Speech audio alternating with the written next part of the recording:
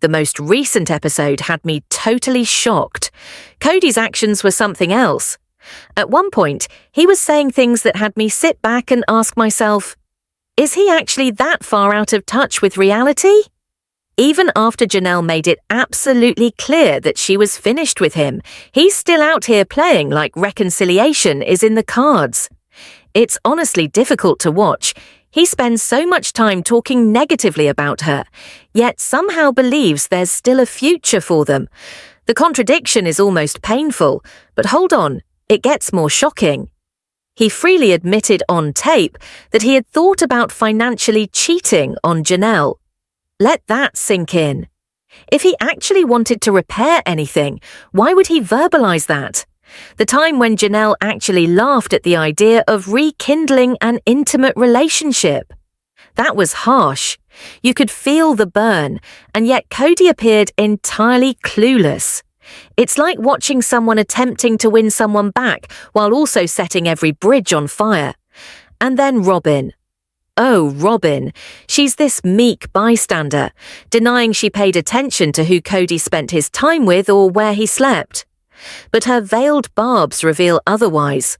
She said other wives complained about Cody's itinerary, yet acted as if it didn't affect her. It sounded like a brush-off and, quite honestly, insincere. And when she described her alleged financial contributions during the early years, yeah, that was more fiction than reality. Nobody's lining up to purchase clothes from anybody's closet. Still with me?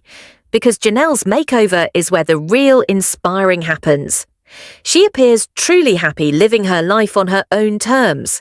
No husband, no drama, her business, family, and peace. She's not looking for another partner. That independence, it radiates. After all she's been through, it's clear she values the space and freedom she now enjoys. But here's the hook that leaves everyone wondering, why does she still maintain some sort of contact with Cody?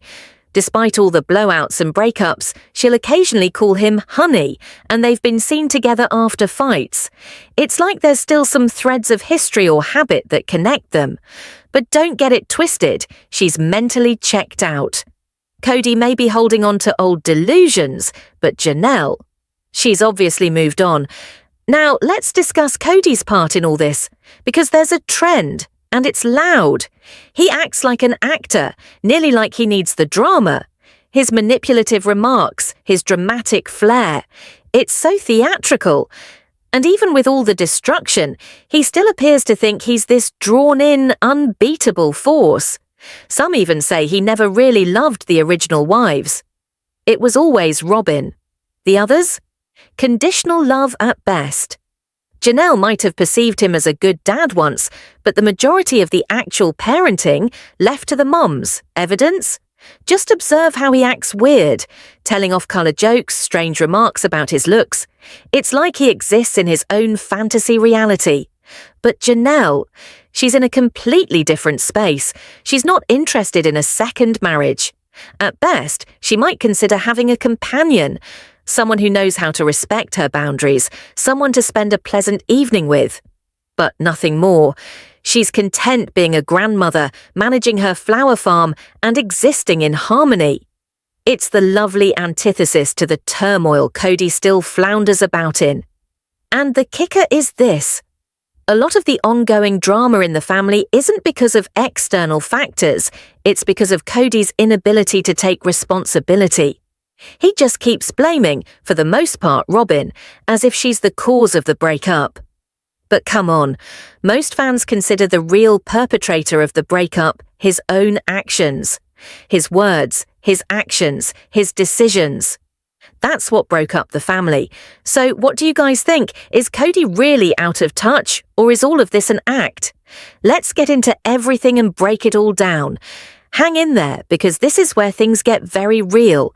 And just when you thought things couldn't come apart anymore, Cody totally lost it when Mary finally took the legal step to set him free, something that he had insisted he wanted. But when it actually happened, he couldn't emotionally process it. That moment was enormous. It stripped away another layer of who he actually is. a man whose need for control and validation forever continues to conflict with his inability to deal with repercussions. And it doesn't stop there. This season has stripped away Cody's usual facade. What we're seeing now is raw, messy, and deeply revealing. He comes across as someone desperately clinging to control, craving attention, and demanding loyalty. Yet he's more alone than ever. Meanwhile, the others, especially Janelle, are finding peace outside his orbit.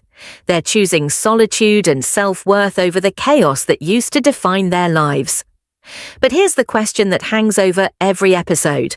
How much of what we see is constructed by the fact, but if you're looking for someone quietly observant, Savannah might just be the one to watch. Being Janelle's daughter, she's endured a lot up close and personal and is known to be a considerate listener.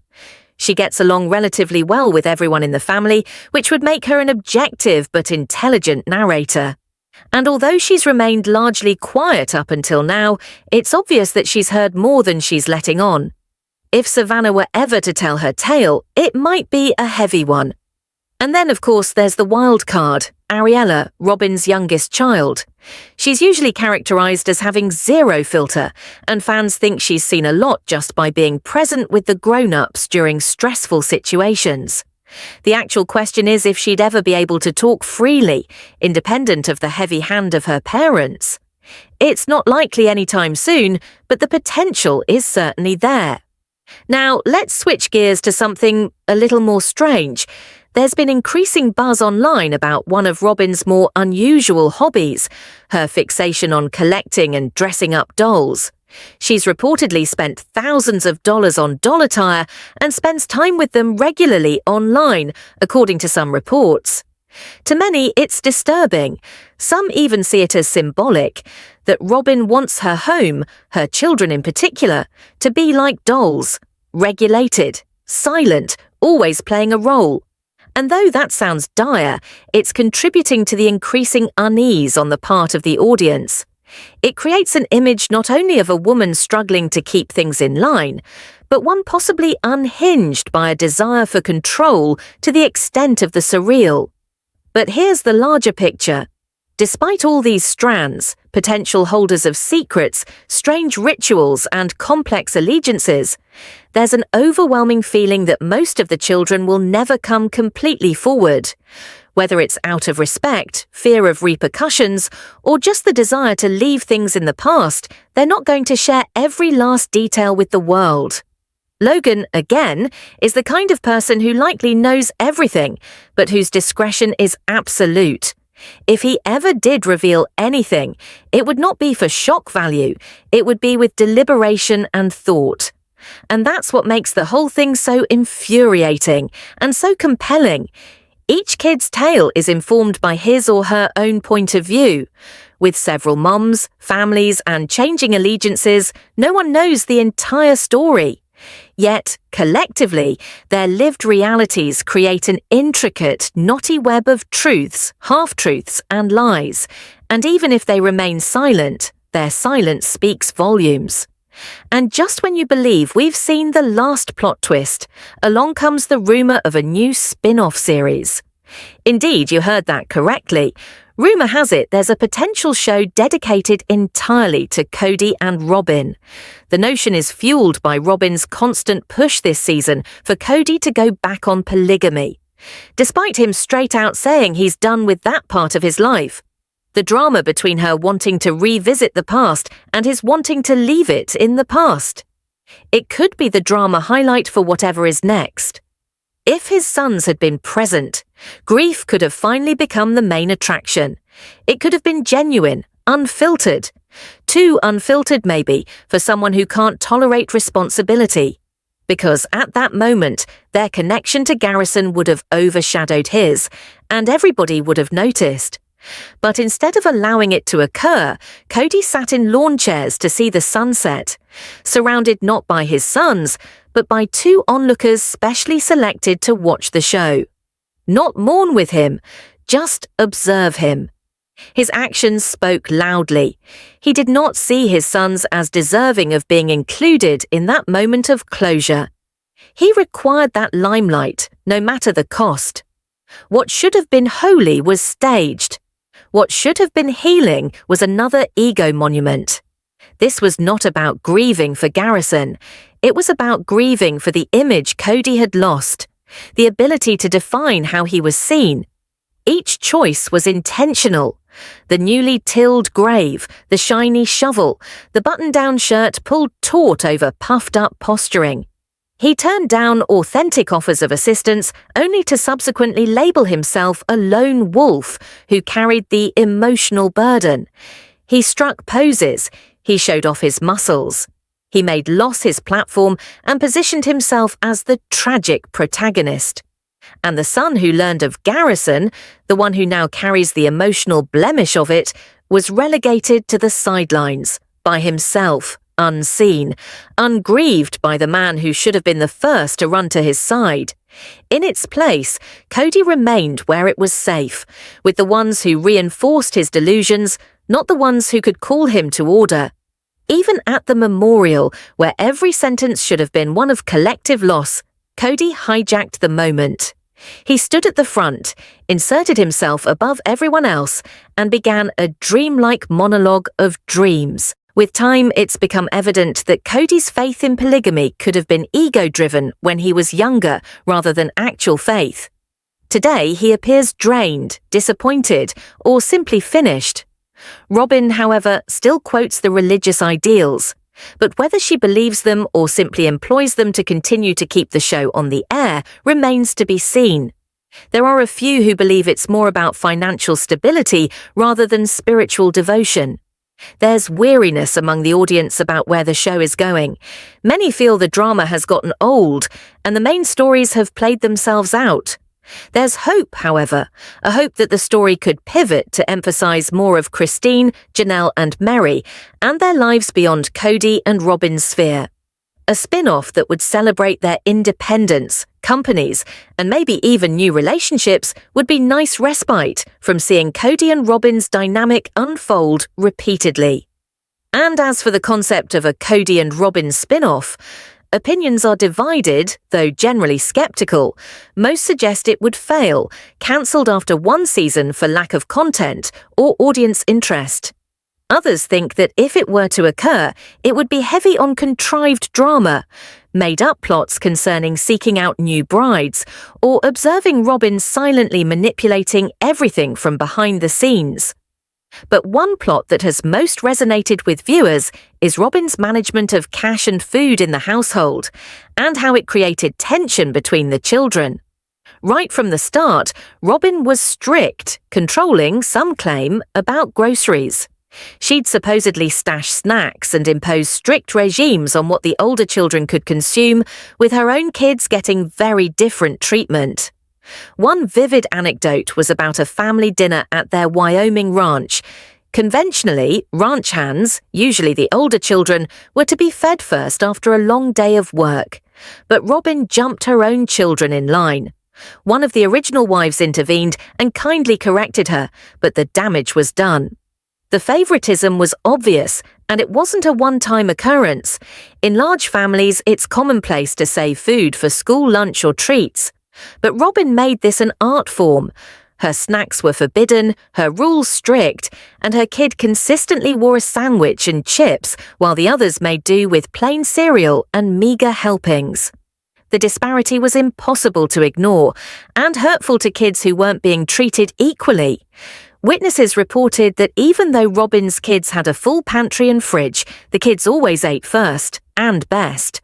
The rest left with scraps. It was a potent, disturbing message. Certain kids are more important than others. And this wasn't theory. It was acted out on camera, in front of an audience that was outraged at the double standard. Robyn's style didn't influence dinner alone. It altered the entire family structure. Rather than integrating, she established her own parameters. Others viewed her as being more intent on maintaining special privileges and financial stability than actually integrating into the family or prioritizing all the children equitably. Cody's part in all of this did not improve things. He never really called out Robyn's behavior. Instead, he constantly criticised the other wives and their children, establishing a clear imbalance in the household. Robyn's children were protected, but the rest of them were criticised, occasionally very harshly. The favoritism was not subtle, and it created resentment. This division didn't stop at the dinner table. Robyn's children had different privileges and rules, ostracising them from the rest of the family. Many of them called Robyn controlling, constantly wanting to control resources, dictate the story, and hold on to her position.